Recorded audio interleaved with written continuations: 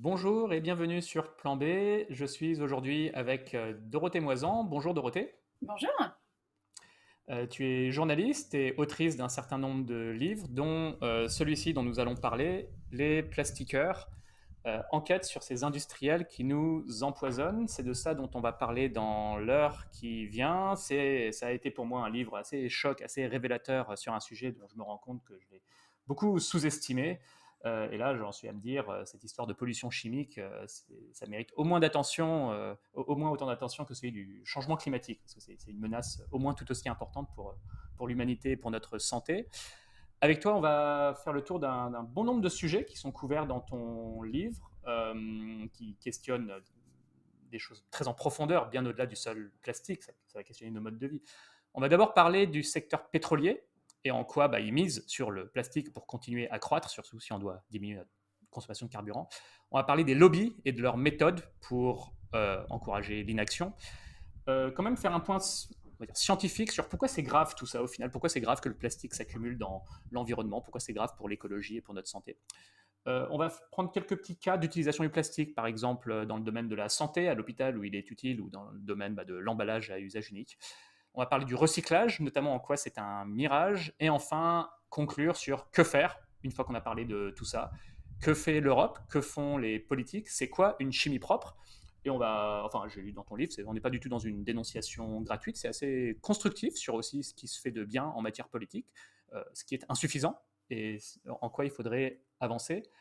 Et sans plus tarder, Dorothée, je te laisse la parole peut-être pour parler de ce qui a initialement aussi motivé ton livre, et puis on embrayera sur la question des pétroliers.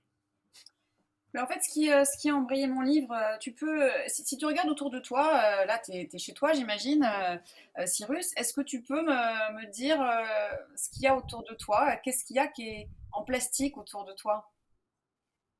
Faire le tour, hein. Moi, déjà, j'ai un ordinateur en face de moi, il y a pas mal de plastique, un clavier. Ah ouais, zut, je suis pas bon élève. Ouais, Alors, ouais, ouais, vas-y.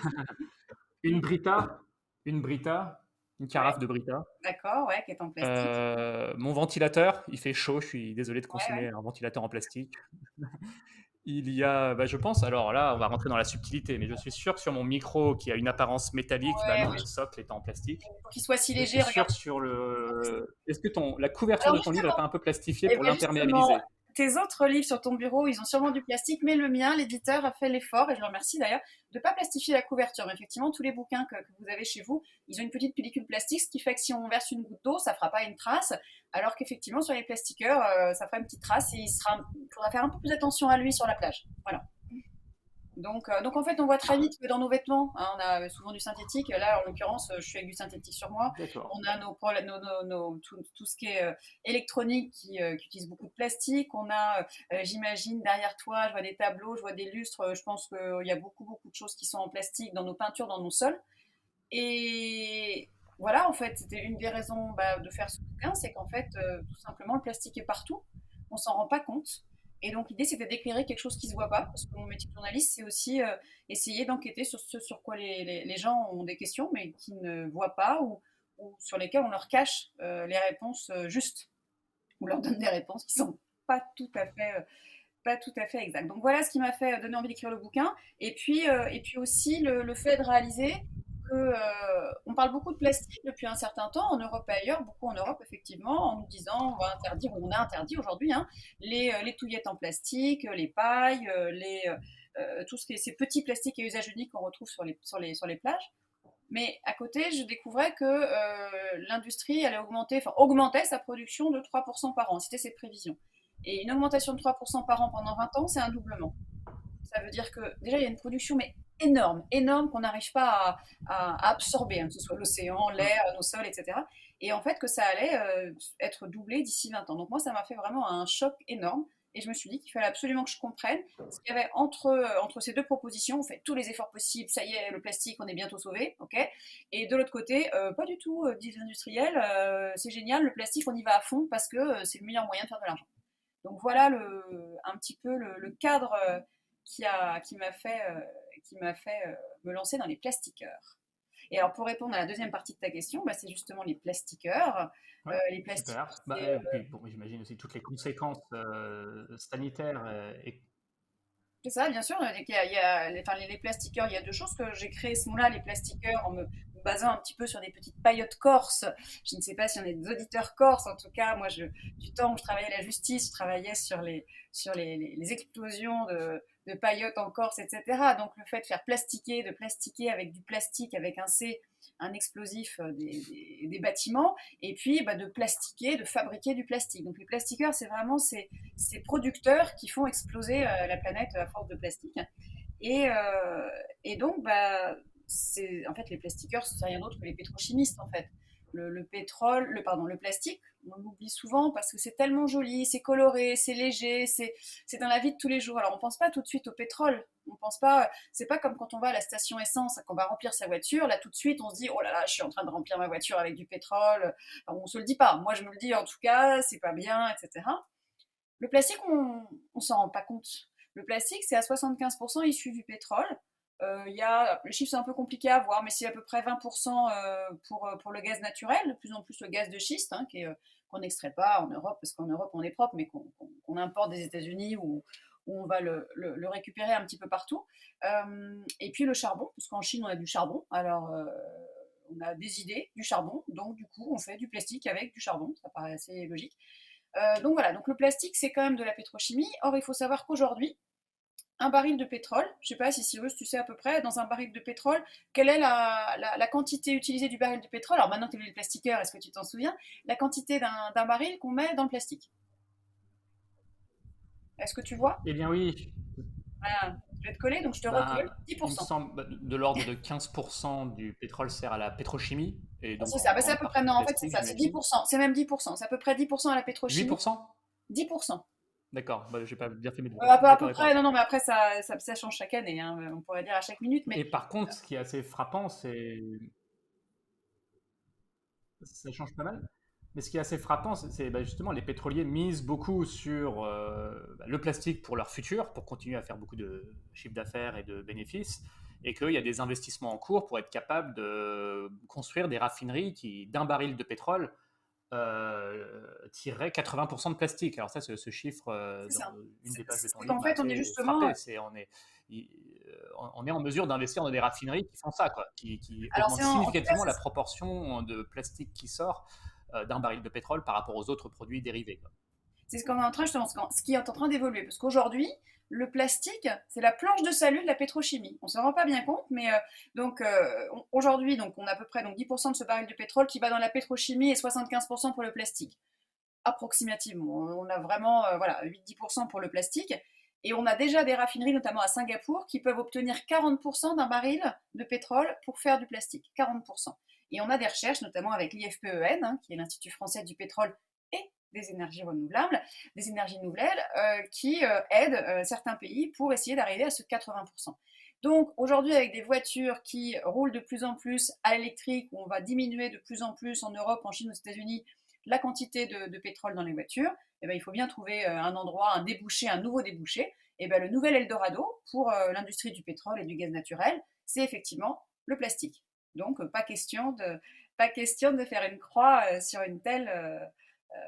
de telles promesses de profit. Parlons justement davantage des pétroliers, mais aussi des lobbies. Entre pétroliers et chimistes, c'est un peu en partie les mêmes acteurs quand même, hein. Bon, Tout pas à fait, entièrement, tout à mais fait. bon, il y en a qui font que de la chimie et pas des énergies fossiles. Quelles sont les méthodes qu'ils emploient pour faire perdurer le business as usual? Est-ce que c'est en grande partie inspiré des mêmes méthodes que l'industrie du tabac? Enfin, bon, bref, je te laisse ouvrir là-dessus. Effectivement, les lobbies de la pétrochimie sont parmi les plus puissants au monde, hein, très clairement. Aux États-Unis, c'est le ACC, American Chemistry Council, et qui, avec plusieurs branches, mais c'est quand même majoritairement du plastique, hein. On a plastique et puis on a aussi bien sûr tout ce qui est pesticides, mais le plastique va être plus important. Et on a des lobbies en fait qui sont les mêmes que les lobbies en tout cas qui sollicitent les mêmes agences de communication notamment que l'industrie du tabac, que l'industrie de l'amiante, et en fait on a les mêmes stratégies qui sont mises en place. Alors on pourrait se dire depuis le temps c'est quand même éventé, etc. Mais non, parce qu'on a un système qui est en place aujourd'hui qui finalement refait les mêmes erreurs et ça leur permet de développer des récits et de les faire arriver aux consommateurs. Alors, il y a quelque chose qui est assez intéressant qui m'avait pas mal marqué, c'est que l'industrie du tabac savait depuis les années 30 à peu près que le tabac était cancérigène, pouvait provoquer le cancer du poumon. Et c'est seulement, donc, sauf que pendant bien sûr un certain nombre d'années, ils se sont tus, et c'est seulement lors d'un procès dans les années 70 qui, grâce à la procédure de discovery aux États-Unis, a permis de sortir des documents en interne qui montraient que les différents cigarettiers étaient au courant de tout ça. Il a fallu donc 40 ans pour que le mensonge de l'industrie du tabac sorte au grand jour. Et pour l'amiante, ça a été exactement la même chose. Ça a été connu dans les années 40-50 et c'est apparu au grand jour dans les années 90. Et si c'est pour le tabac, ça leur a quand même permis de faire, au XXe siècle, on est sur à peu près 100 millions de morts du tabac. Pardon, attendez, je suis en train de dire. Non, c'est 100 millions de morts ou c'est 100 000? C'est moi qui. Bref, plusieurs dizaines de milliers de morts partout dans le monde du tabac, et c'est grâce finalement à ce mensonge qu'ils ont pu le faire. 100 millions, ça me paraît être un bon ordre de Ouais, grandeur. On parle de. Ouais, non, non, 100 non, 000, je ce trouve que 100 serait. 000, c'est déjà pas mal. Ouais, non, non, c'est plutôt 100 millions. 100 millions. Bon, on va vérifier ça. Donc, et donc du coup, d'avoir des mensonges qui finalement perdurent aussi fort grâce au fait d'avoir caché ces choses-là. Et donc, ce qui est super important pour tous ces lobbies, c'est des techniques qu'on a regroupées sous le titre de 3D, donc 3D en anglais, parce que ça ne marche pas en français, bien sûr. En anglais, c'est deny, delay, deflect. Donc, deny, c'est nier. Delay, c'est retarder la réglementation. Et deflect, c'est essayer d'attirer l'attention sur autre chose. Donc, en fait, un des points centraux notamment dans l'industrie du plastique, c'est d'entretenir le doute.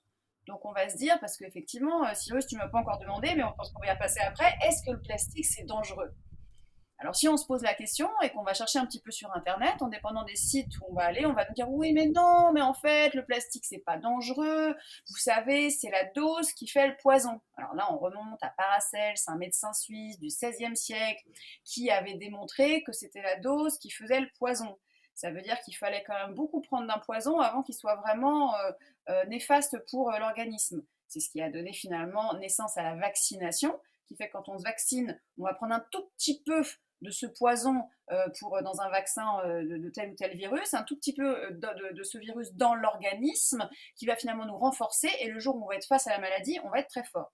Donc ça, la dose fait le poison. Sauf que depuis une trentaine d'années, on a beaucoup travaillé sur ce qu'on appelle les perturbateurs endocriniens, et les perturbateurs endocriniens agissent sur des substances chimiques qui vont intervenir à toute petite dose.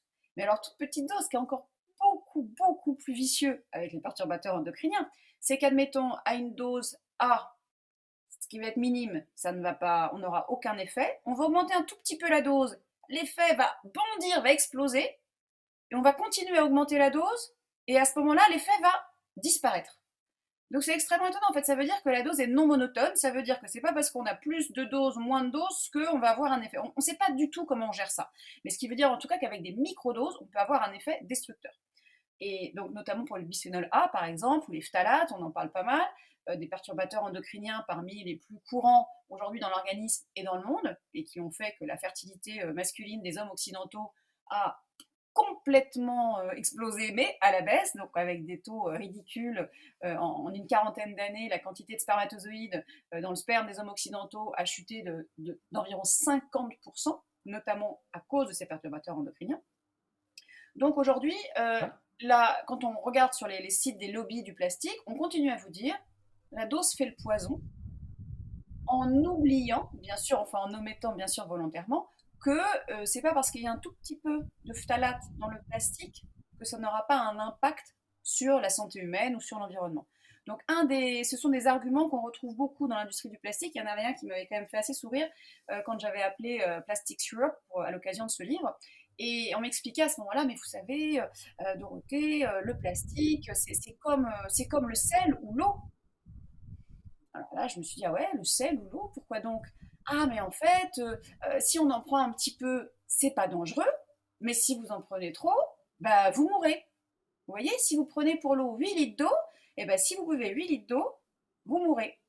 Alors effectivement, c'est sûr que si je vais dans l'eau, bah, si je bois, je me force à boire 8 litres d'eau, ce qui est assez rare, hein, généralement sinon ça s'appelle un suicide, et encore je sais pas comment on fait, effectivement on meurt. Mais on voit que les comparaisons sont quand même assez extraordinaires.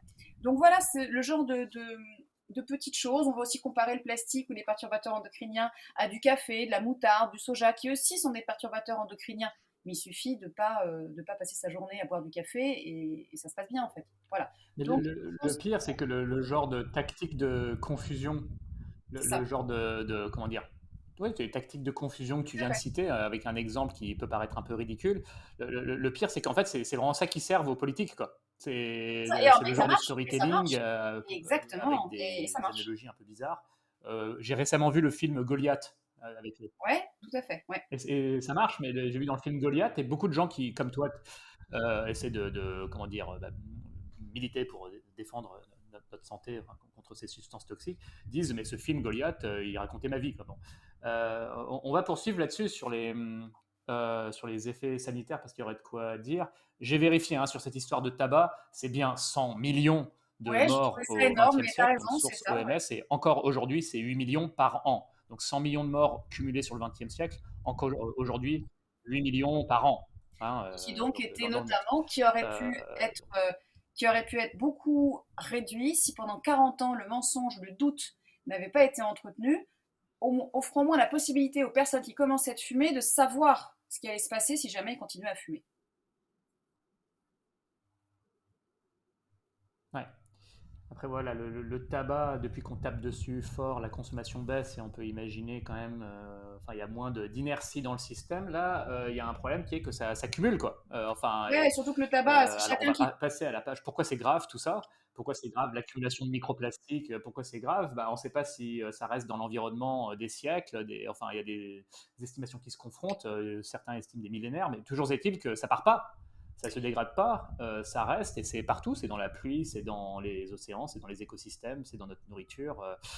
Mais à nouveau, pourquoi c'est grave? Alors, tu as commencé à parler d'infertilité. Alors, effectivement, c'est très préoccupant. Alors, tout à l'heure, je faisais l'analogie avec le changement climatique. Bon, voilà, pour le coup, une conséquence que le changement climatique ne provoque pas, là, c'est de l'infertilité de masse. Quoi. Là, c'est quand même quelque chose que ces pollutions provoquent. Bon. Mais encore, enfin, quelle preuve on a de vraiment la toxicité de ces produits et que c'est la science aujourd'hui sur alors plastique et ce qui est associé. Effectivement, tu citais les perturbateurs endocriniens. Qu'est-ce qu'on sait aujourd'hui sur la gravité du problème? Alors effectivement, un des points qui est important et que moi je souligne pas mal dans le bouquin, c'est que on s'arrête souvent aux déchets plastiques. Quand on parle de plastique aujourd'hui, on est encore à parler beaucoup, on va y revenir après, recyclage, etc., en se disant, oui, le problème, c'est les déchets qui s'accumulent, etc. Souvent, on pense à des déchets sur une plage en Malaisie ou en Indonésie, ok, parce qu'on se dit, oui, mais en France, il n'y a pas de problème. Et puis très vite, on oublie. Alors que ce qui est beaucoup plus marquant et ce qui est essentiel, c'est l'impact sur la santé, c'est l'impact invisible du plastique. Et donc, on arrive à la santé. Et avant d'expliquer effectivement en quoi est-ce que c'est grave, je voulais revenir sur un point parce que je ne sais pas si les auditeurs sont très au courant de la façon dont est composé le plastique. Et le plastique, en fait, il est toxique à quatre titres, à quatre niveaux. D'abord, on parle de plastique, on dit souvent le plastique, c'est un polymère. Un polymère, c'est comme un collier de perles, en fait, qui aurait différents monomères, qui seraient les perles qu'on accroche les unes aux autres. Par exemple, pour le polyéthylène, pour le PET qui fait les bouteilles d'eau, c'est du polyéthylène terephthalate avec du polyéthylène et de l'acide terephthalique qui sont combinés ensemble avec des petites perles de l'un et de l'autre.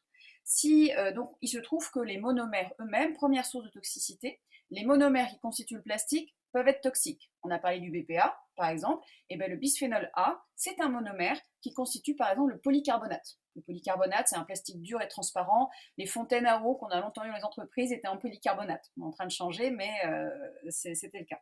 Donc première cause, le monomère. On parle aussi pas mal le polystyrène. Le styrène est un monomère du polystyrène extrêmement toxique. Okay, or, voilà, et le point important, c'est que ce qu'on ne vous dit pas, l'industrie vous dit que le plastique est inerte. Donc, il n'y a rien qui sort de votre petit canard en plastique ou de votre seau ou de ton ou là de ton je ne sais pas de ton ventilateur, etc. Sauf que c'est pas vrai. Il y a des microparticules de plastique qui à un moment ou à un autre vont s'échapper. Donc ça veut dire que le styrène qui est dans le polystyrène, à un moment, il va effectivement s'enfuir dans un endroit qu'on n'aura pas prévu. Donc les monomères. Deuxième cause de toxicité, les additifs, les fameux additifs, toutes ces substances chimiques qu'on va rajouter dans le plastique. On peut rajouter jusqu'à 4000 ou plus, hein, enfin c'est un nombre approximatif, à peu près 4000 substances chimiques dans le plastique. Parce que pourquoi le plastique est fantastique? parce qu'il est rouge, parce qu'il sent la fraise, parce qu'il est résistant, parce qu'il est étanche. On va avoir plein de propriétés qui vont être données au plastique, puisque le plastique, lui, c'est le fait qu'on puisse le mouler, qu'on puisse le fondre finalement dans la forme qu'on veut, donc c'est ça qui est intéressant. Mais ensuite, on lui ajoute plein d'additifs, c'est ça qui va être super intéressant. Pour donner un exemple, le PVC qui est un des pires plastiques, hein, à choisir ou à ne pas choisir, ne choisissez pas le PVC. Et donc le PVC, à l'origine, il est dur quand il est brut, le PVC. Pour le rendre flexible, parce qu'on a beaucoup de PVC souple, par exemple dans les tubulures, dans les poches à sang, les poches de perfusion, vous voyez tous les petits tuyaux comme ça, c'est en PVC souple. Eh bien, pour le rendre souple, il faut rajouter des phtalates. Mais il ne faut pas en rajouter 1%, pas 2%. On peut en rajouter jusqu'à 80% du poids de l'objet. Donc c'est juste énorme. Donc on a les additifs, hein, avec tous les petits trucs sympas, les retardateurs de flamme bromés, les phtalates, les PFAS dont on parle beaucoup en ce moment, c'est les perfluorés. Bref, voilà, je m'arrête sur la liste. Ensuite, on a un nom assez méchant, les NIAS. Alors les NIAS, désolé de vous la faire en anglais au début, Non-Intentionally Added Substance, les substances non intentionnellement ajoutées. Ça veut dire que quand on fait du plastique, hein, c'est comme si on était dans une cuisine à faire sa petite tambouille. Et pour que ça fonctionne bien et que ça s'amalgame, il faut rajouter des produits chimiques, des solvants par exemple, il faut faire chauffer. Et lors de ces transformations chimiques, apparaissent de nouvelles substances qu'on n'avait pas prévues dans la recette en fait. Et on ne sait pas que ça va arriver au bout. Et en fait, on va avoir des substances qui vont se décomposer et donner naissance à des substances extrêmement dangereuses. Je prends juste un exemple qui m'avait beaucoup marqué pendant mon enquête, c'est celui d'Anna Soto qui me racontait qui travaille notamment sur les cellules cancéreuses, qui au début des années 90 travaille dans les tubes à essai sur les cellules cancéreuses du sein, me semble-t-il, avec des souris. Et puis, on met toujours dans un tube à essai, on met les cellules témoins. Les cellules, ça prolifère, mais on a des cellules témoins dans un tube à essai pour voir comment elles prolifèrent par rapport à celles qu'on va exposer à des perturbateurs endocriniens. Donc dans son tube témoin, il n'y avait rien de particulier, sauf qu'un jour, elle voit exploser les cellules cancéreuses. Bah, elle se dit, c'est bizarre, j'ai rien mis dedans. Donc elle appelle le fabricant de ces tubes à essai, et elle lui dit, voilà, bonjour monsieur, est-ce que vous pourriez m'expliquer si vous avez ajouté quelque chose dans la formule habituelle de vos tubes à essai? Ah oui, vous avez vu, hein, c'est super, ils sont beaucoup plus résistants, hein, ils se cassent moins. Parce que c'était des tubes en polystyrène. Polystyrène, tout le monde voit les petites bouts blanches, hein, mais c'est aussi un plastique transparent assez dur. Et donc, elle lui a dit, bah, qu'est-ce que vous avez mis dedans? Ah bah non, non, pas question, secret des affaires. Rappelez-vous les lobbies, hein, il faut surtout mentir, dire le moins de choses possible sur son produit. Et donc, il n'a pas voulu dire ce qu'il avait mis dedans, donc ils ont cherché hein, dans le laboratoire, ils ont trouvé. Et en fait, ils ont trouvé que la substance qui était présente, c'était du TNPP. Et alors, pardon, c'était du nonylphénol, un perturbateur endocrinien reconnu. Sauf que le fabricant a reconnu, mais il a dit, mais moi j'ai jamais mis de nonylphénol dans ces tubes à essai. Mais il avait mis du TNPP. Et le TNPP, en se décomposant, avait donné naissance, avait relargué du nonylphénol, et qui, contrairement bien sûr à ce que dit l'industrie, le tube à essai il est super pas inerte, puisque le nonylphénol il est passé de ce tube à essai au liquide qui était dans ce tube à essai, et aux cellules cancéreuses, et les a fait proliférer. Donc là, on a vraiment un exemple de, même si on veut faire du plastique propre, eh ben, on n'est pas bien sûr d'y réussir en fait, parce qu'on aura toujours des niaces, des petites substances, des impuretés qui vont pouvoir apparaître. Quatrième source de toxicité, bah, le plastique, la surface du plastique. On se souvient du Covid, hein, au tout début du Covid aux États-Unis, on a été dire partout, oh là là, le plastique c'est génial, dixit l'industrie, carrément avec des phrases comme les sacs plastiques sauvent des vies. Alors comment ça? Parce que bah, si on mettait sa clémentine, tout ça dans un sac en plastique, et que la clémentine, quelqu'un avait craché dessus, avec du Covid dedans, et ben on le mettait dans le sac en plastique et on était protégé. J'avoue que j'avais du mal à comprendre le principe, mais c'est pas grave, parce que ça aurait été pareil dans n'importe quel sac. Et ben c'est parce qu'après, on peut jeter le sac en plastique. Et en fait, très vite, dès février 2020, des études ont montré que le plastique était l'un des matériaux sur lesquels le Covid restait infectieux le plus longtemps, jusqu'à 9 jours. Et donc, c'était pas du tout le cas. Donc, on voit que le plastique, de plein de manières, va être la porte à une toxicité vers l'organisme, vers l'environnement. Donc ça, c'est super important. Et donc, pour revenir à ce que tu disais, effectivement, on parle du plastique, il y en a partout aujourd'hui. On parle beaucoup des océans. C'est pour ça que sur la couverture de mon bouquin, tu as ce sac plastique avec l'océan en dessous. Oui, on parle de ces océans pollués par le plastique, mais on pense à quoi? On pense au gyre du Pacifique Nord, au grand gyre du Pacifique Nord, à la soupe de plastique, enfin bref, ce grand endroit où il y a des milliers de kilomètres recouverts de plastique, mais seulement sur 1 ou 2 mètres de surface. Ce plastique-là, c'est moins, tous les gyres, tous les plastiques de surface, c'est moins de 1% du plastique présent dans l'océan. 99% du plastique, c'est des microparticules de plastique ou des gros morceaux de plastique tombés dans le fond des océans. Ça veut dire que c'est du plastique qu'on ne pourra plus jamais récupérer. Donc on parle des océans, on parle beaucoup moins des sols, qui sont 4 à 23 fois plus pollués. Moi, je Ouais. crois que le chiffre qui m'a... Donc le projet Ocean Cleanup, dont tu as sûrement entendu parler. Oui, bien sûr. Bah, après, moi, non, donc les sols, 4 à 23 fois plus pollués que les océans, donc déjà. Et après, on peut laver les océans en disant, bah oui, on va enlever les microdéchets. L'intérêt d'enlever un microdéchet, pardon, un macrodéchet. L'intérêt d'enlever un macrodéchet de l'océan, c'est qu'il ne va pas se décomposer, et donc on va l'enlever avant qu'il soit irrécupérable. Bon, donc pourquoi pas? On va aller le brûler, ça va larguer des émissions de gaz à effet de serre. De toute façon, une fois qu'il est là, le plastique, il va bien falloir s'en débarrasser d'une mauvaise façon. Donc, de toute façon, euh, mais donc ça peut. Maintenant, il faut être conscient que le plus intéressant, c'est quand même d'arrêter à la source, hein, parce que ne pas en mettre dans l'océan tout court. Voilà. Et donc après, on va revenir à tout simplement consommer différemment, ne pas utiliser le plastique à la première origine, comme ça on n'arrivera jamais dans la poubelle ou la non-poubelle. Voilà. Non, mais sur les conséquences sanitaires, je pense qu'il y a encore pas mal d'incertitudes, mais les soupçons sont quand même assez Ah oui, forts pardon, sur le tu me fait disais, que, pardon, enfin, le ouais. lien entre perturbateurs endocriniens d'un côté et notamment lorsqu'on est exposé à certains stades de sa vie où on est fragile, mais cancer, obésité, diabète, etc. Enfin voilà, il y a des liens de plus en plus Alors fortement ils sont pas. avérés. Alors c'est ce que va te dire l'industrie du plastique. Elle va te dire, mais ça c'est pas le plastique, c'est les additifs.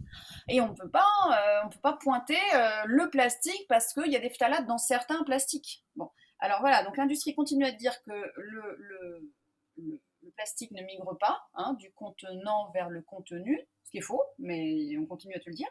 Euh, et, euh, et puis elle va te dire, la présence ne fait pas le danger. Voilà. Donc, c'est-à-dire qu'aujourd'hui, on sait qu'il y en a partout dans l'organisme. On en a retrouvé dans le placenta. En fait, j'ai envie plutôt de te dire on n'a pas retrouvé. En fait, on n'a pas retrouvé dans le cerveau à ce stade, mais partout ailleurs. Voilà, hein, parce que j'en ai marre de décliner tous les endroits où on a trouvé, hein, jusqu'au placenta pour les fœtus, etc. Et bien en fait, on a retrouvé partout dans les organismes humains. Comme ça, c'est réglé. Et puis, il y a une étude aussi de l'ADEME qui a montré, en prenant que les Français, que 100% des Français, adultes et enfants, avaient dans leur corps des bisphénols A, B, enfin il y en a plusieurs, hein, A, B, S, on parle que du A, mais il y a des plus méchants pour une autre lettre, hein, c'est pareil. Il y a plein de grandes familles dans le plastique. Donc il y a des bisphénols dans le corps, des phtalates, des retardateurs de flamme, il y avait quoi encore bon, j'en ai un ou deux autres, mais bon. Donc ça veut dire qu'on est tous de toute façon intoxiqués. Ça y est, c'est fait. C'est réglé. Donc effectivement, l'industrie peut plus dire non, on n'a pas de plastique dans le corps. Ça y est, c'est fait, c'est prouvé de chez prouvé, tout le monde en a, on est avec maintenant. Hein, on est carrément avec du plastique dans le corps. On est des bébés plastiques, c'est super. Donc ils peuvent plus dire ça. Donc leur justification aujourd'hui, c'est de dire ouais, ok, d'accord, il y en a, on reconnaît, mais c'est pas parce qu'il y en a que c'est dangereux. On revient sur la dose de poison, on est reparti en cours, sans partir sur ce que tu dis, sur notamment les perturbateurs endocriniens qui vont être extrêmement nocifs à certains stades de la vie, bah, quand on va être un bébé qui va être né prématuré, qui va passer des semaines en service de néonatologie et qui va être perfusé de partout, etc. Donc, il va avoir du plastique dans le corps pendant un certain temps. Et on a d'ailleurs mesuré, encore un chiffre moi qui m'a glacé, qu'on a mesuré, on a eu l'idée de mesurer les taux de phtalates, enfin de DEHP, qui est l'un des phthalates les plus répandus et les plus méchants, dans les organismes des petits bébés. Et on a retrouvé des taux sortant de ces services-là, puisqu'ils avaient été nourris avec des perfusions, ils avaient été perfusés pour du sang, etc., et des traitements. Des taux 160 000 fois, je répète, hein, parce que celui-là, je l'ai bien retenu, 160 000 fois plus élevés que des adultes. Parce qu'ils sont petits, parce qu'ils sont exposés, etc. Donc, alors qu'ils sont justement plus vulnérables à leur âge, ils vont être plus exposés. Donc, c'est quand même une vraie problématique. Et donc, on a ça, on a avec les personnes âgées, les personnes, une femme enceinte. Et puis, le problème du plastique, en fait, j'ai envie de te dire, ça tue pas assez vite. Ça tue pas assez rapidement.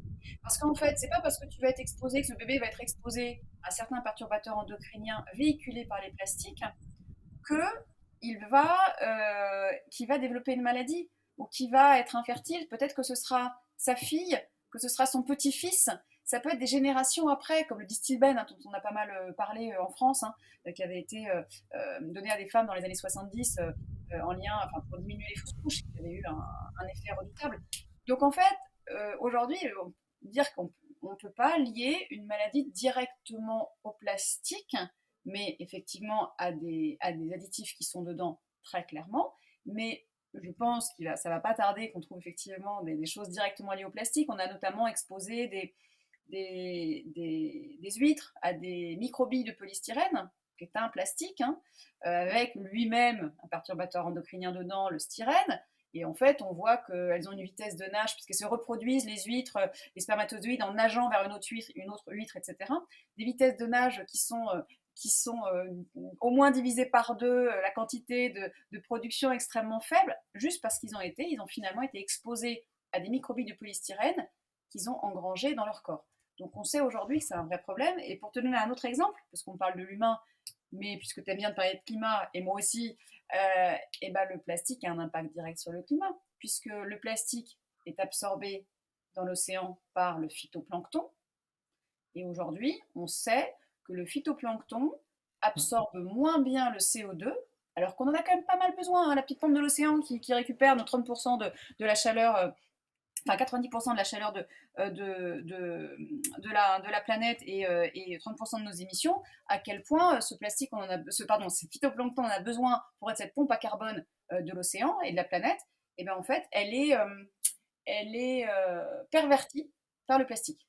Donc très clairement, aujourd'hui, le plastique est dangereux et il serait intéressant qu'on se penche dessus et sur son interdiction ou l'interdiction de certains plastiques avant que le scandale sanitaire ne soit aussi énorme que ceux de l'amiante, du tabac, etc. Hmm. Ou des pesticides. Euh,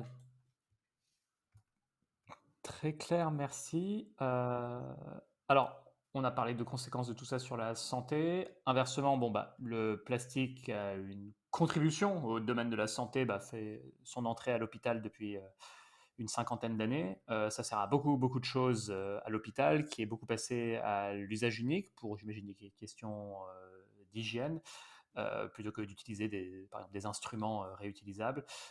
Parle-nous un petit peu de ça. Est-ce que c'est grave? Est-ce qu'on peut se dire, bon, bah, au moins, ça rend service à l'hôpital et puis c'est pas une très grosse part du plastique qu'on consomme? Voilà, peut-être. Parce que, bon, une grosse part du plastique qu'on consomme, c'est par exemple les emballages à usage unique. Ça, c'est, je sais pas combien, des dizaines de pourcents, ça sert à ça et puis c'est jeté très rapidement.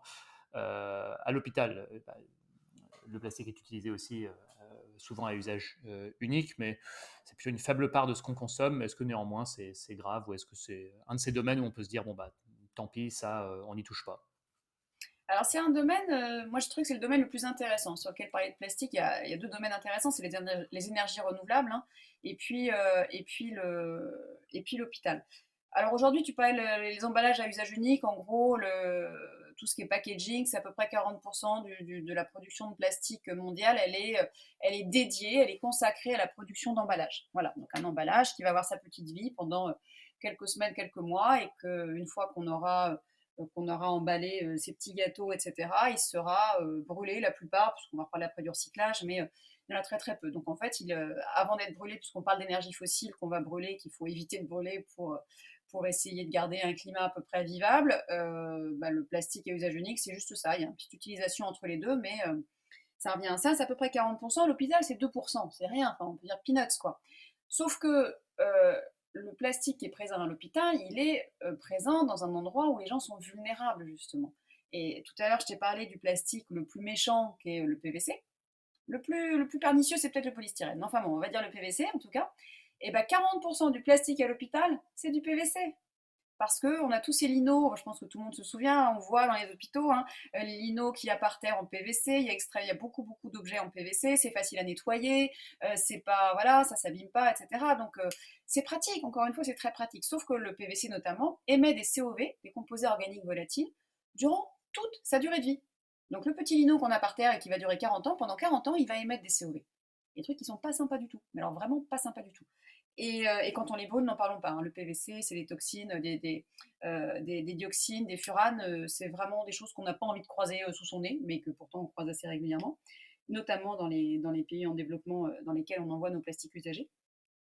Et donc l'hôpital, c'est vraiment un endroit où le plastique, à la fois, sauve des vies, parce que quand on va mettre des stents, quand on va mettre plein d'aujourd'hui, il y a énormément d'équipements médicaux qui vont être en plastique, qui vont être si miniatures, si légers, etc. Donc on va sauver des vies. Et en parallèle, ça, enfin, clairement, j'attends que ces scandales sortent. Quand je parlais des bébés en néonatologie aujourd'hui, c'est quand même assez remarquable, hein. Mais comment est-ce qu'on pourra attribuer, quand dans 40 ans, cette personne-là, ou 30 ans, voudra avoir un enfant et ne pourra pas en avoir, comment est-ce qu'on pourra dire, oui, mais tu sais, c'est parce que bébé, tu étais dans un service où tu as été perfusé avec du plastique. Ça n'arrivera jamais. Et donc, c'est pour ça qu'on continue à avoir ça. Mais l'hôpital, ouais, c'est vraiment symptomatique. Et puis, on l'a beaucoup vu avec le Covid, parce qu'on a encore augmenté la consommation de plastique à usage unique. Par exemple, les surblouses. Les médecins, notamment dans les blocs opératoires, tout le monde a ces blouses là en plastique, hein, jetables. Et en fait, il n'y en avait plus, parce que je sais pas, j'imagine qu'elles deviennent de Chine ou ailleurs. Et conclusion, on a été demandé, il y a des particuliers qui ont fait des blouses en tissu, on a amené dans les hôpitaux, puis qu'on a été lavé. On a réappris à faire ce qu'on faisait avant, et qui était peut-être pas si bête que ça, en fait, de réutiliser une blouse opératoire en tissu plutôt que d'avoir cette blouse en plastique. Et puis surtout les masques, il y a l'histoire des masques, parce que dans les hôpitaux, on avait des masques en tissu jusque dans les années 70. Et puis, moi j'ai remonté l'histoire des masques, c'est vrai que c'était assez marrant. Et en fait, dans les années 70, on a commencé à avoir les premiers masques en plastique. Il y a eu des comparatifs qui ont été faits à l'époque pour savoir lesquels étaient les plus efficaces. Réponse, les masques en tissu, qui à chaque fois qu'on les lavait avaient justement les mailles qui se resserraient, qui étaient de plus en plus efficaces. Mais sauf que pour une raison de coût et de stérilisation, on s'est dit, bah oui, on va pas avoir besoin de les stériliser, d'avoir des blanchisseries où on fait ça monter à des températures importantes. Donc qu'est-ce qu'on fait? On prend du plastique jetable et on jette, et on jette. Le problème, c'est qu'aujourd'hui, l'hôpital voit à court terme pour ses achats. Il se dit, ça va coûter moins cher à acheter cette année. Sauf que derrière, ce sont des déchets qui sont énormes. Les déchets de plastique des hôpitaux ont vraiment cru. Alors, j'ai pas de chiffres pour ça parce ils les ont pas mesurés. Mais on a une explosion des déchets médicaux en plastique de manière extrême. On a fermé les stérilisations, donc on stérilise plus tous les matériels qu'on utilise en chirurgie notamment. On va tout simplement prendre un petit kit avec tous ces matériels chirurgicaux. On ouvre un kit avec, admettons, 15 équipements, on en prend un seul et on jette tout le reste parce qu'on l'a ouvert. Voilà, donc à l'hôpital, il y a une vraie réflexion, mais ce qui est intéressant, c'est qu'il y a vraiment des gens qui s'y penchent. En France, notamment, il y a des associations et des médecins qui, hôpitaux par hôpitaux, commencent à prendre la chose en main. Alors, ce ne sera pas parfait, mais c'est important. C'est très important. Est-ce qu'on passe au recyclage qui longtemps a été présenté et est toujours présenté comme une solution? Bah oui, bah, je jette dans la bonne poubelle et ce sera recyclé, donc tout va bien. Et puis, bah, je pense que beaucoup parmi nous, y compris moi, y ont cru que ce serait à peu près suffisant. On a mis du temps à se rendre compte que non, loin de là, et on se réveille un peu durement. Est-ce que tu peux expliquer, bah voilà, pourquoi ça marche pas, ou pourquoi c'est loin d'être suffisant, du moins? Ça marche, faut pas non plus. Bon, continuez à jeter vos plastiques dans la bonne poubelle, hein, c'est pas la question. Mais voilà, pourquoi ça a ses limites? Alors exactement, c'est un peu la gueule de bois, hein, le recyclage, hein, quand on s'y penche. Bien sûr, une fois qu'on a le déchet entre les mains et qu'on a une poubelle jaune en face de nous, et ben on jette dedans, on va pas faire exprès de jeter à côté, ça n'a pas de sens, c'est ridicule. Donc le but, c'est d'y aller et de pas faire. Là, j'avais des locataires dans ma maison et ils ont mis des Français, pourtant, je pensais qu'ils savaient à peu près comment ça se passait. Bon, un grand sac plastique avec plein de déchets à l'intérieur et des mégots de cigarettes, etc. Bon, déjà, il faut aussi bien trier. Il y a un moment, si jamais on trie, ben, on met vraiment les emballages, c'est écrit dessus, hein, la poubelle, les emballages plastiques. Donc, pas un arrosoir, pas un essuie-glace, etc. C'est des emballages plastiques uniquement, de manière libre et pas dans un sac en plastique. Ça, déjà, je pense qu'il faut qu'on l'écrive mieux et plus parce que visiblement, c'est pas du tout, du tout, du tout le cas dans de nombreuses poubelles, hein. Il suffit d'ouvrir une poubelle. Regardez, promenez-vous, ouvrez les poubelles de recyclage, vous verrez qu'il y en a beaucoup qui sont mal remplis. Donc déjà, première chose, Ensuite, la gueule de bois, pourquoi? Parce que c'est pas les chiffres qu'on nous annonce, parce qu'aujourd'hui, le discours de l'industrie, c'est le recyclage à l'infini. Bientôt, demain, ça y est, une bouteille d'eau, on pourra en acheter, mais tant qu'on veut, parce qu'elle sera recyclée, nous dit-on, et qu'on pourra la réutiliser encore, encore et encore et encore. Bon, c'est faux. C'est complètement faux. Voilà.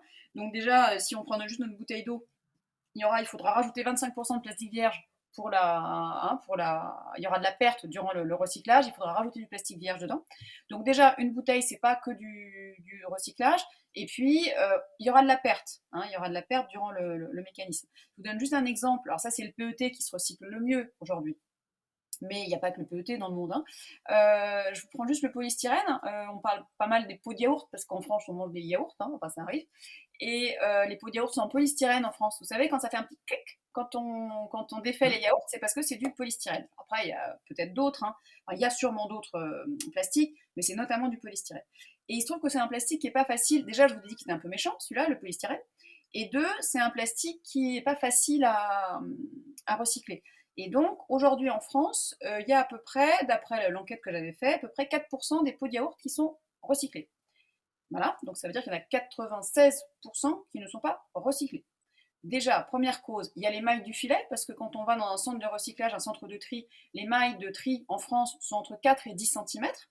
Bon, bah, regardez votre pot de yaourt, hein, quand c'est à 10 cm, le pot de yaourt, il tombe avant, il est brûlé. Il ne va pas être trié, première chose. Ensuite, donc le polystyrène, il n'est pas reconnu pour être gardé tout ça. On n'a pas suffisamment, en France, on n'a pas de technologie pour recycler le polystyrène.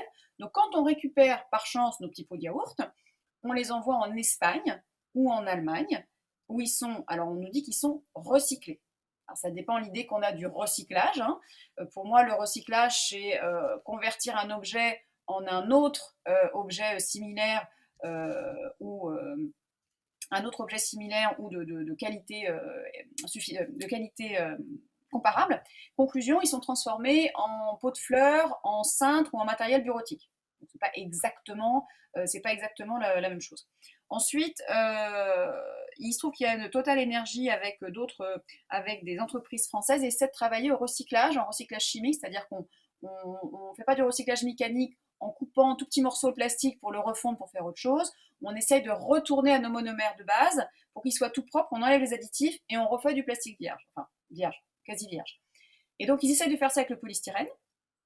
Ils y sont pas encore, ils n'ont pas réussi, ok. Et je leur ai dit, mais si vous réussissez, combien il faudra de plastique vierge dedans? 75%.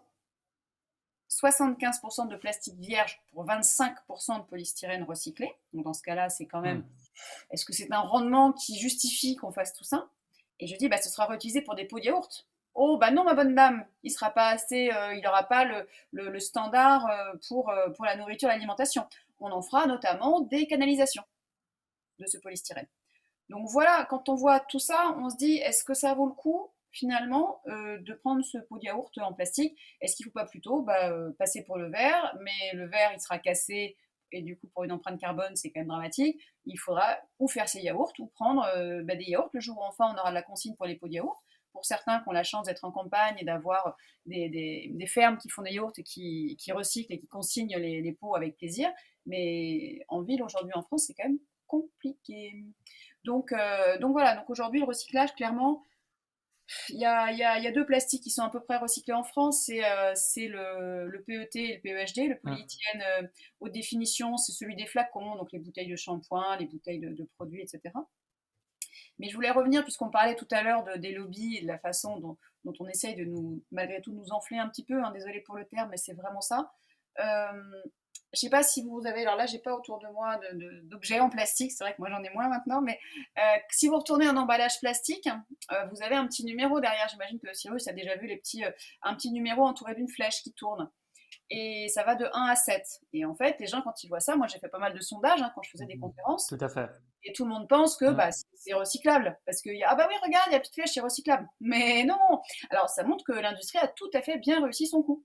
Dans la fin des années 80, aux États-Unis, il y avait des manifestations énormes contre le plastique et les déchets plastiques.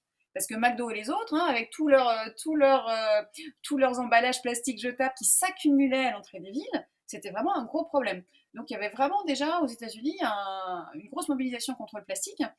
Et l'industrie s'est réunie en disant bon, qu'est-ce qu'on fait? Ça sent quand même assez mauvais. On voit bien que le plastique, ils sont en train de commencer de voir que c'est pas top.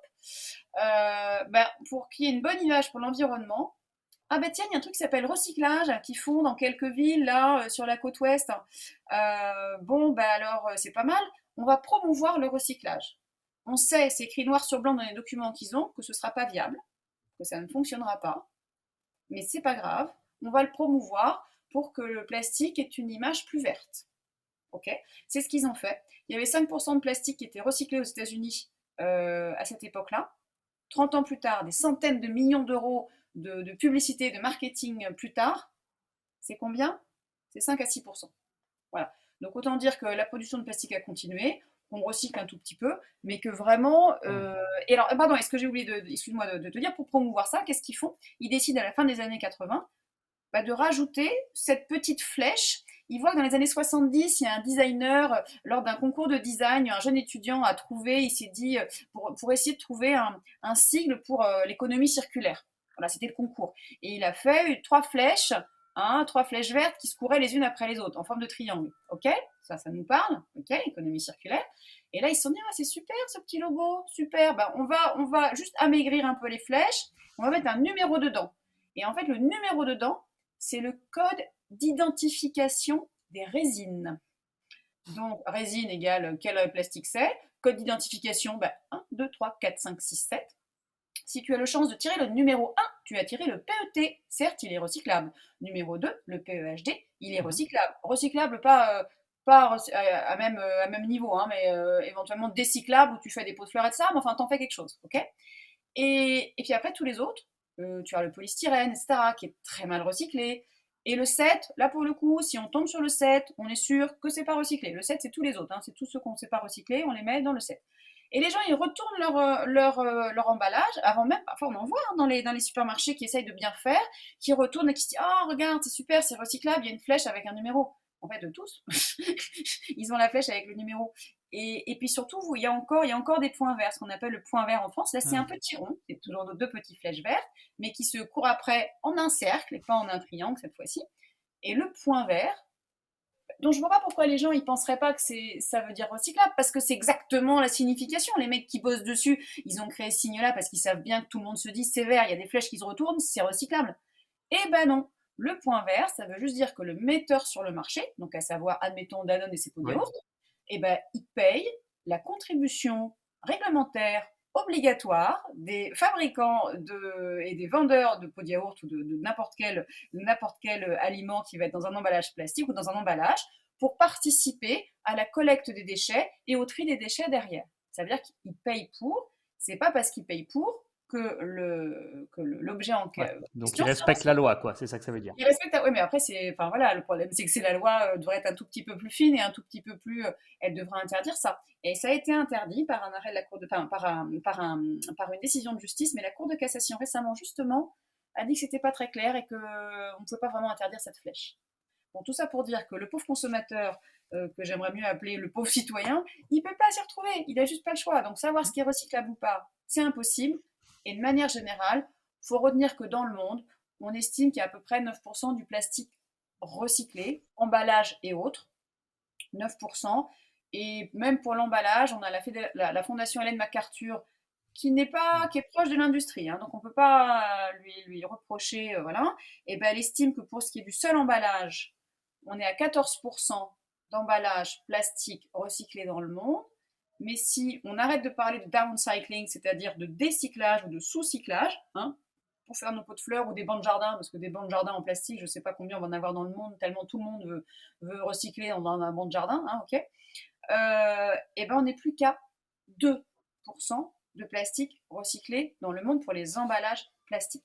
Donc ça, c'est des gens qui sont proches de l'industrie qui nous disent ça. Voilà. Donc, je ne dis pas qu'il ne faut pas y aller. Je ne dis pas que le recyclage, dans l'idée, c'est génial. Mais le recyclage, ça consomme de l'énergie. Le recyclage, ça ne va pas régler le problème de la toxicité.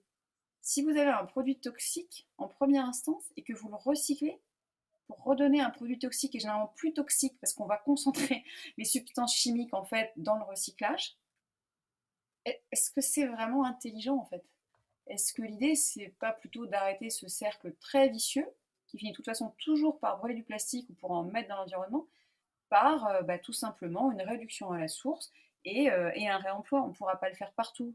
Pour des voitures qui ont 300 kilos de plastique, qui allègent la voiture, etc., on pourra pas faire grand-chose. On pourra avoir moins de voitures, ça c'est sûr.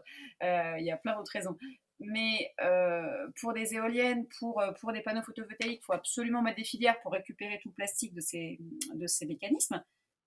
Mais il y a les 40% dont on parlait tout à l'heure, hein, d'emballage et de usage unique, et ben on a une marge énorme pour nous en tant que citoyens faire quelque chose, faire une différence, pour que les entreprises elles-mêmes fassent... certaines sont vraiment en train de se remettre en question, c'est super. Il y a vraiment des gens qui...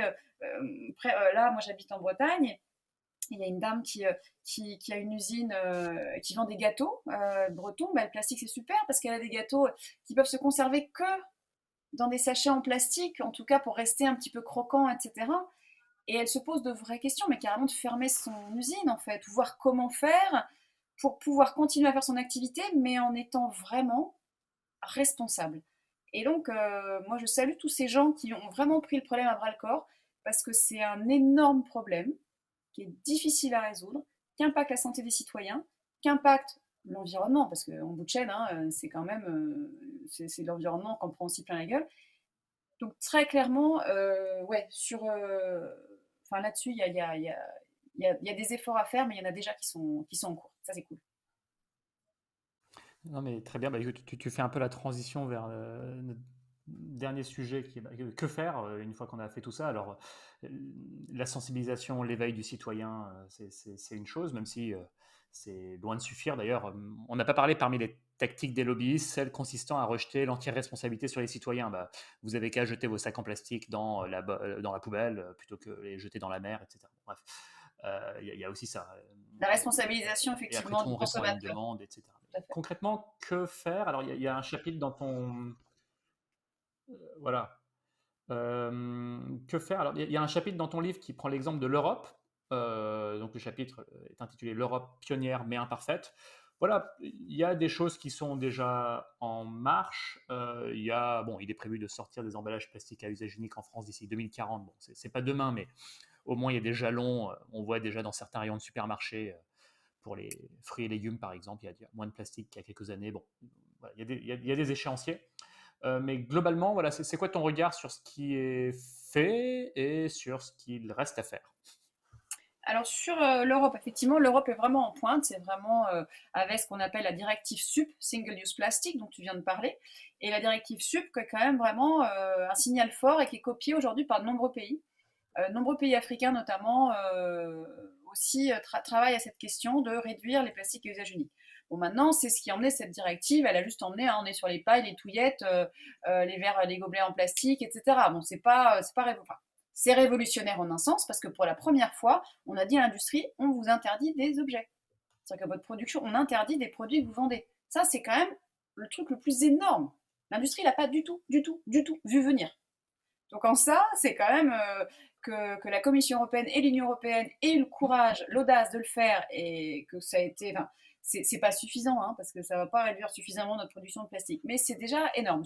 En fait, c'est intéressant peut-être plus éthiquement et symboliquement, Hmm.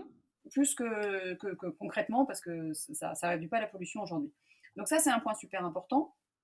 Mais ils ont du mal l'Union européenne à dire oh là là, ouais, mais on a quand même des producteurs de plastique aussi chez nous. Bah oui, on va pas trop on peut pas leur dire de pas produire, etc. Donc ils sont un peu le cul entre deux chaises parfois quand même, c'est un peu compliqué. Et puis pour ce qui est de la France, quand tu dis 2040, alors là c'est pas effectivement uniquement c'est sur les emballages. On estime qu'effectivement dans les supermarchés notamment, il y aura plus de plastique à usage unique. Va au supermarché, ouvre les yeux. Effectivement, moi, quand j'avais entendu 2040, je me suis dit, ouais, mais c'est n'importe quoi, c'est dans 20 ans.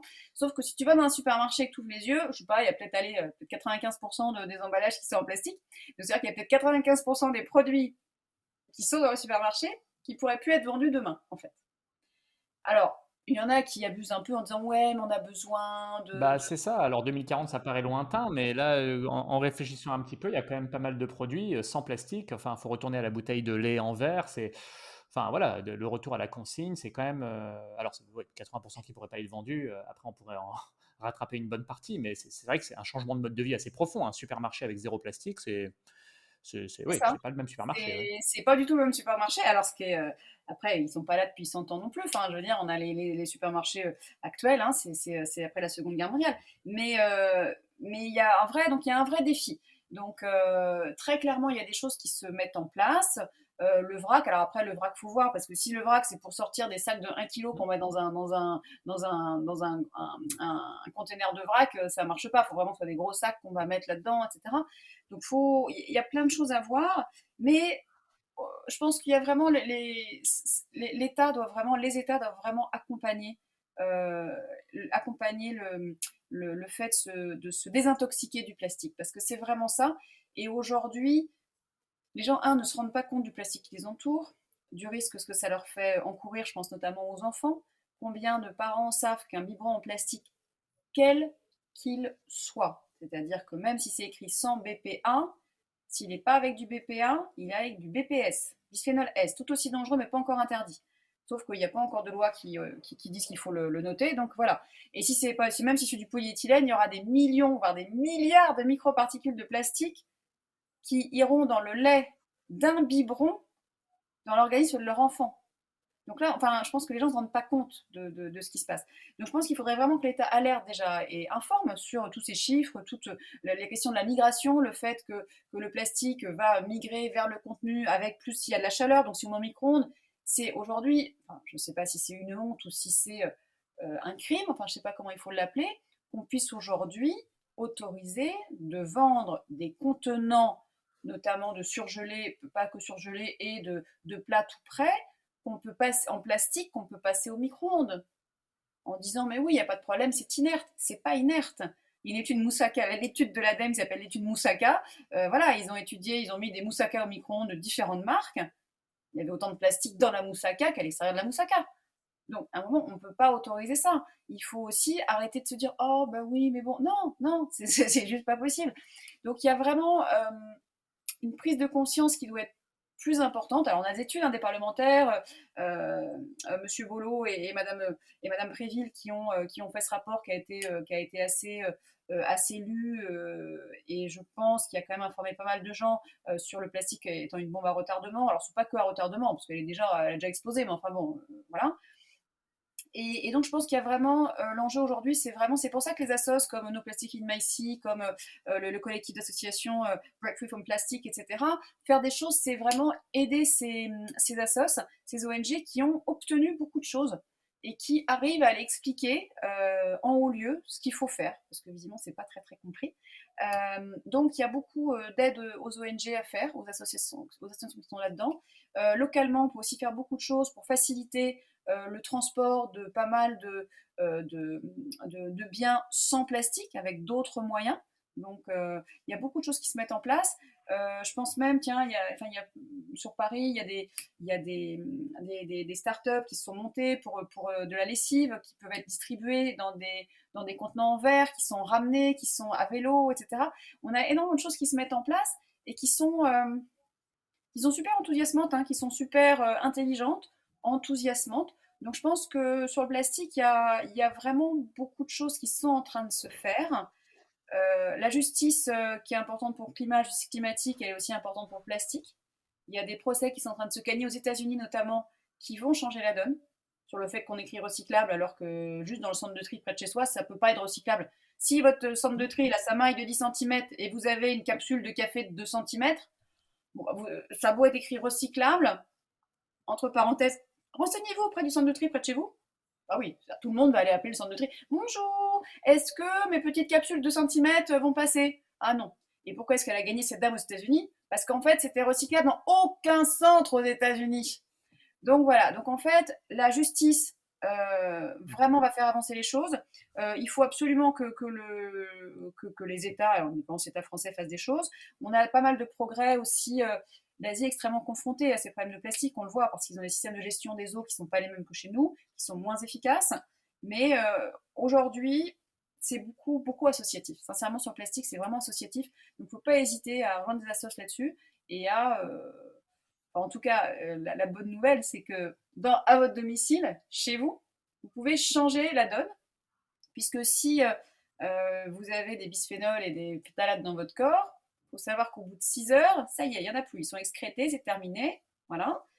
Donc, vous pouvez recommencer à zéro. Ça veut dire que si vous changez vos habitudes dans votre cuisine, dans vos vêtements, dans votre salle de bain, etc., très vite, vous allez vous nettoyer de l'intérieur. Donc, ça fait qu'au moins, à défaut de sauver la planète, vous allez déjà au moins nettoyer votre corps et faire qu'on va limiter l'apport en phtalate et en bisphénol et en plein d'autres additifs. Hein. Donc, il y a vraiment des choses à faire chacun pour faire que le plastique soit un petit peu moins dans nos vies et un petit peu moins dans l'environnement. Est-ce qu'on a besoin, tu vois, quand il y avait au début la guerre en Ukraine, je me souviens des appels aux dons, et ils appelaient notamment des gels douche. Et là, je me dis, mais pourquoi? Moi, je pensais à l'emballage plastique à ce moment-là. Là, je me dis, mais pourquoi ils demandent des gels douche? Pourquoi ils ne demandent pas des savons? Est-ce que c'est un tel drame d'utiliser un savon qui n'aura pas d'emballage plastique, qui généralement va être moins néfaste pour l'environnement que les gels douche, parce que il y a le contenant en plastique et puis il y a les microbilles de plastique qui sont dans le gel douche. Hein. Le savon, il est bien surtout à apport. Hein. On peut même avoir des caisses en supermarché. Il y a des supermarchés qui commencent à vendre des savons avec des caisses de savon à la pièce, quoi, sans emballage en fait. Et voilà. Donc en fait, il y a des choses toutes simples qui, il y a des choses Mm. compliquées, mais il y en a qui sont simples. Hein. Faut pas la peine de les rater celles-là. Ouais. Et quid des, peut-être on va finir là-dessus, bah, des alternatives au plastique, bon, je pense au bioplastique. Bon, autant pour se passer de plastique dans les vêtements, il suffirait de revenir à comment on s'habillait avant ça, donc je sais pas, C'est coton, ça. lin, soie, bon, Chambre, ouais. laine, bon. Euh, voilà, j'ai vu la statistique l'autre jour, un tiers des microplastiques accumulés dans l'océan, c'est les fibres synthétiques des vêtements, Issu de nos machines par à exemple, laver. Ouais. qui, j'imagine, sont libérés dans la nature au moment du lavage, notamment dans les Notamment, mais il machines n'y à a pas laver que ça. coton. Tu Bon, vois, regarde, là, je fais bref, ça sur mon c'est épaule. pas chouette. J'ai, Mais mettons, bon, sur les vêtements, l'alternative, on la voit vite. regarde, il n'y a pas que. Certes, il y a effectivement les lave-linges qui vont, ça va aller dans les océans, mais si je fais juste ça, je frotte un vêtement synthétique, déjà là, j'ai des microparticules de plastique dans l'environnement. C'est, En fait, c'est vraiment, ça peut venir de partout, à tout Ouais, instant, à tout moment, en fait. Donc, clairement, ouais. non, pardon, ta question, c'était quoi? C'était. Enfin, bah, pour les vêtements, Oui, les alternatives, on les voit bien. Après, pour tout un tas d'autres usages, non, bah, en fait, la question des bioplastiques, voilà, pardon. alors j'imagine que ça mobiliserait des terres que déjà on a envie d'appeler la biomasse pour faire plein de trucs, pour remplacer plein de trucs dérivés du pétrole. On fait appel à la biomasse et il n'y aura pas assez de biomasse pour satisfaire tout le monde. Mais bon, néanmoins, qu'est-ce qu'on peut espérer pour coupler à une démarche de sobriété matérielle, quand même, remplacer une part du plastique par des matériaux d'origine organique. Voilà, c'est le terme que je recherchais. Alors effectivement, les bioplastiques, il faut faire attention toujours au terme bioplastique parce que ça recouvre beaucoup, beaucoup, beaucoup de choses. Il y a notamment, enfin, il y en a qui parlent de bioplastique quand c'est biodégradable, alors que c'est pas bon, vraiment ça non plus. Donc si bioplastique, on entend par bioplastique les plastiques biosourcés. Donc il y a plastique biodégradable et plastique biosourcé. Certains sont les deux, Mhm. certains sont l'un et pas l'autre. Bon, ok. Faut faire attention parce qu'aujourd'hui, il y a des études notamment qui montrent qu'un plastique biosourcé, je pense notamment au PLA, l'acide polylactique, qui est issu d'amidon de maïs ou de canne à sucre, euh, en fait, le pétrole, finalement, c'est pas mal parce que le pétrole, quand on fait du plastique avec du pétrole, le pétrole est super musclé, hein, c'est super, on fait un plastique avec du pétrole, finalement, ça tient bien la route. Sauf que quand on met du PLA qui est un petit peu moins charpenté, on va avoir tendance à rajouter plus d'additifs que dans le plastique conventionnel. Donc, ce qui veut dire qu'en fait, certes, on a un Mhm. plastique qui va être biosourcé, qui ne va pas aller se fournir en pétrole et qui va moins émettre de gaz à effet de serre quand on va le brûler si on le brûle, mais il va être plus chargé, peut-être plus toxique qu'un plastique conventionnel. Donc il y a un moment, c'est une étude notamment qui a été faite sur des pots de yaourt qui a montré que les plus toxiques, c'était en fait les pots de yaourt en PLA. Donc c'est pas à dire que tous le sont plus, etc. Mais en fait, c'est pas la solution miracle en fait. Et puis donc il y a toutes ces questions de savoir ce qu'il y a dans le plastique. Et aujourd'hui, une vraie évolution, ce serait de savoir les additifs qu'il y a quand on a ce qu'on a dans notre yaourt. Mais ce serait intéressant de savoir ce qu'il y a dans le pot de yaourt. On est les composants du pot de yaourt en fait, savoir ce qui va pouvoir migrer, savoir si on a envie de cet emballage-là. Ça, c'est une vraie question sur laquelle il faudrait avancer. Mais moi, j'ai tendance à pas trop Mmh. tabler sur les bioplastiques. Beaucoup sont pas dans les biodégradables, beaucoup ne sont pas biodégradables ou compostables, hein, puisque c'est pas des composts industriels à plus de 70 degrés, donc on oublie. Quand moi dans mon jardin je mets des plastiques dans un compost et que j'essaye, un an après, un an et demi après, ils sont toujours là, hein, donc indemnes. Donc je finis par les sortir et les mettre dans la poubelle, hein. Donc il faut plutôt aller, bien sûr, sur des matériaux alternatifs. Mais si c'est pour mettre du papier qu'on va charger de PFAS, donc de perfluoré pour le rendre étanche ou pour le rendre résistant à la graisse, parce qu'il ne faut pas se leurrer, hein, quand on a un burger dans un truc en papier, le truc en papier, s'il ne tâche pas, c'est qu'il y a un petit problème. Enfin, un petit problème, c'est qu'il y a un petit ajout qui font que ce plastique-là va être traité chimiquement pour ne pas réagir à la graisse ou à l'humidité. Donc c'est pas systématiquement mieux. Puis en plus, les arbres, on a aussi besoin des arbres pour plein d'autres choses, hein. Donc l'idée aujourd'hui, c'est d'arrêter le jetable en fait. C'est pas d'arrêter le plat. C'est déjà d'arrêter le plastique, mais c'est d'arrêter le jetable. Si on arrive à du réemploi, si on arrive à avoir une vie où on fait attention à ce qu'on a autour de nous et si Ouais. on réapprend à vivre sans plastique, bah voilà, la solution pour moi elle est plutôt là que d'aller essayer de savoir si tel bioplastique il est bon, il est mauvais. Il y en a un qui sera bon, l'autre qui sera mauvais. Compliqué de faire la différence entre les deux. Très bien. Merci Dorothée. Bah, de rien. On a couvert beaucoup de choses et je te remercie. Restons là. J'espère que tout ça vous a donné envie de lire le livre. En tout cas, j'ai appris beaucoup de choses. Et puis je te dis à une prochaine fois. Ouais, bah, je te remercie beaucoup, Cyrus. À bientôt.